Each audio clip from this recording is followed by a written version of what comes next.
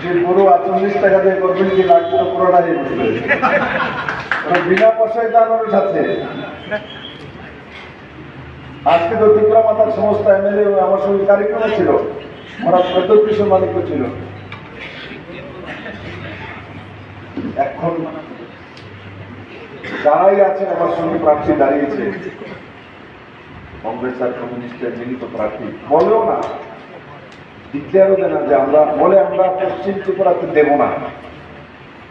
কালকে দেখেছি আমি কমিউনিস্টের প্রেস করতে, আমরা পশ্চিম ত্রিপুরাতে প্রার্থী দেব না।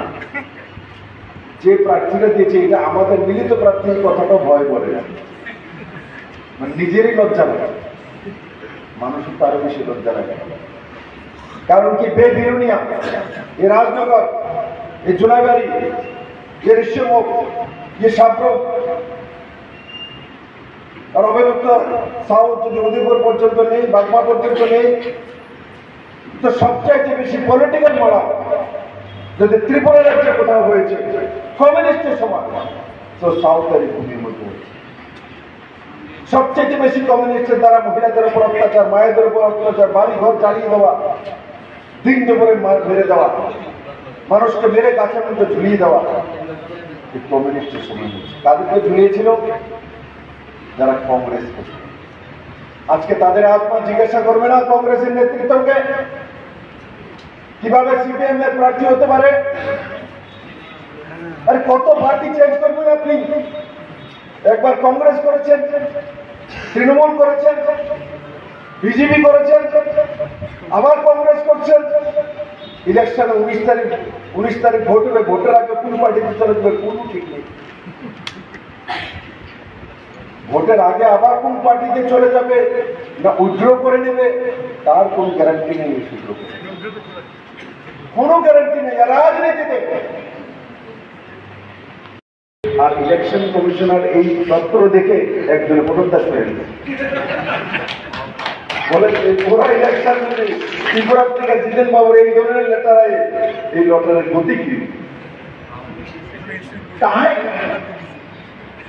আমার মাথাতে ধরেন এতদিন এরা কিভাবে সত্তাতে ছিল? আপনারা ভাই এখানে ত্রিপুরার সব মানুষ তো একসময় কংগ্রেস আর কমিউনিস্ট করতে হতো, আর এদের মতো নেতৃত্ব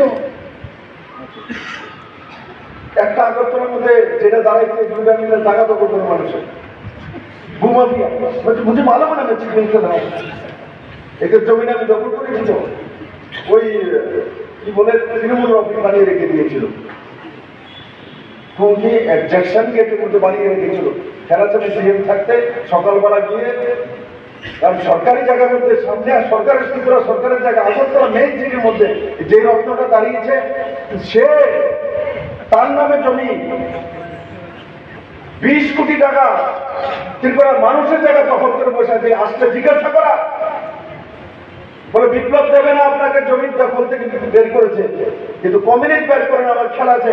আমি যখন ত্রিপুরাতে 2015, 16, 17-তে এসেছিলাম, মানিকবাবু হিম্মত করে বুলডোজার পাঠাবে বলেছে, সকালে গিয়ে অবৈধ সরকারের জায়গার মধ্যে জ্যাকসন গেট বানিয়েছে, ভেঙে দেবো, কিন্তু তার লগের জমিটা রাস্তার ভিতরে দাঁড়াচ্ছে, দেই কেমনে আইয়ে দেখা দেবো, মানিকবাবু ধরে ঢুকে গেছে না ताला मेरे साथ पड़ा ना, सीधा तोड़ के गेट बाउंडर ला के छोड़ दिया।